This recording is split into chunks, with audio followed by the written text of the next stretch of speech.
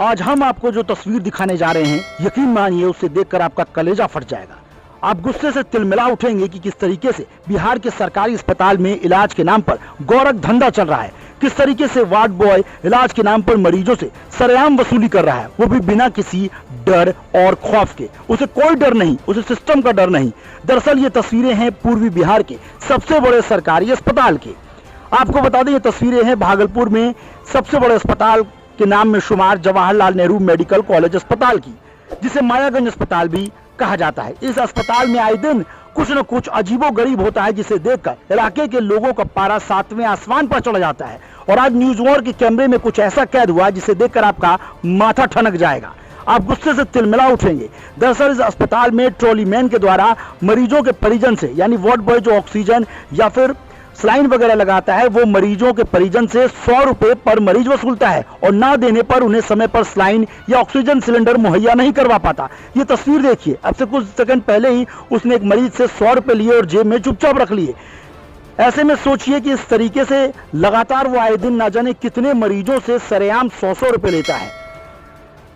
इन तस्वीरों को देखने के बाद अब प्रशासन से जब हमने सवाल पूछा तो कैमरे पर कोई भी कुछ भी बोलने से कन्नी काटता नजर आया, जबकि वीडियो में साफ तौर पर दिख रहा है कि एक वार्ड बॉय है जिसे ट्रॉली मैन भी कहा जाता है, उसे वार्ड में लाया जाता है जहां ट्रॉली मैन बेडशीट को बदलता है और मरीज को ग्लूकोज चढ़ाता है। फिर वो वार्ड से बाहर निकल जाता है और दरवाजे से बाहर निकलने के बाद वो मरीज के परिजन से मिलने का इंतजार करता है और उसी दौरान हाथ फैलाकर उनसे बकायदा 100 रुपए का नोट पकड़कर अपनी जेब में रख लेता है। जबकि इस अस्पताल में इस तरह के पैसे लेने पर पूरी तरह से पाबंदी है।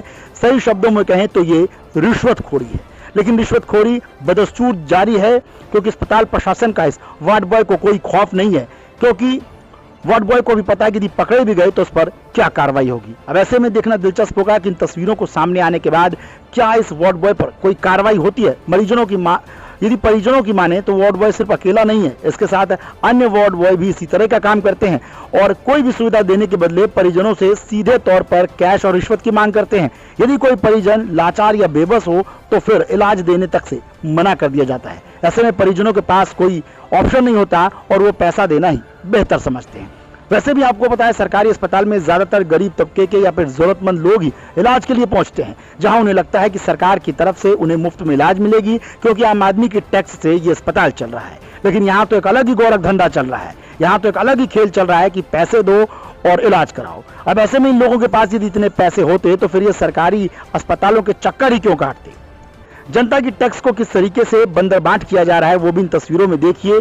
आप सोचिए भ्रष्टाचार कितना ही निचले स्तर पर आ गिरा है, जहां एक वार्ड बॉय द्वारा मरीज को ग्लूकोज चढ़ाने के बदले 100 रुपए की मांग की जाती है। ऐसे में कोई गरीब आदमी यदि पहुंचे तो उन्हें बेड पर चद्दर या फिर बेड भी कई बार नसीब नहीं होता। ऐसा नहीं कि अस्पताल में कैमरे नहीं लगे हैं, लेकिन वार्ड बॉय की तो सेटिंग ऊपर से नीचे तक है। इसे भला किसका डर है। ये तस्वीर देखिए, इस तस्वीर में आसानी से 100 रुपए का नोट पकड़ के वो यहाँ से चलता बना और उसे कोई भी डर नहीं है, कोई भी शर्म नहीं है। ऐसे में उम्मीद करते हैं कि इन तस्वीरों को सामने आने के बाद अस्पताल प्रशासन इस पर कोई सख्त कार्रवाई करेगा।